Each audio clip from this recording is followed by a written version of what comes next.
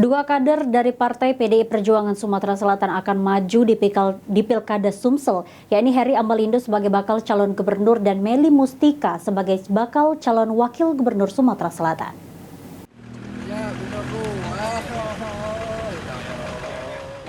Majunya dua kader PDI Perjuangan yakni Heri Amalindo sebagai bakal calon gubernur Sumsel dan Meli Mustika sebagai bakal calon wakil gubernur Sumsel mendapat tanggapan positif dari pengurus Partai PDI Perjuangan Sumatera Selatan. Disampaikan oleh Sekretaris DPD PDI Perjuangan Sumsel Ilyas Panji, jika semua berpeluang untuk terpilih dan bisa menjadi calon di Pilkada Sumsel nantinya, asal memenuhi syarat dan surveinya bagus serta elektabilitas tinggi. Untuk menentukan siapa yang akan dicalonkan nantinya, Ilyas Panji mengungkapkan yang memutuskan ialah pusat, dalam hal ini DPP. Jadi tidak menyimpang dari situ walaupun punya hak dia gitu ya. Tapi bisa saja semua terjadi. Kalau ibu ketua umum menunjuk orang lain bisa saja.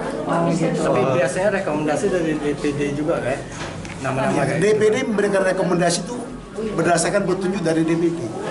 Biasanya berapa nama kak? Hah? Diusulkan. Kita lihat saja nanti. Ya. Kalau soal isu mohon doanya. Isu bin sama binti.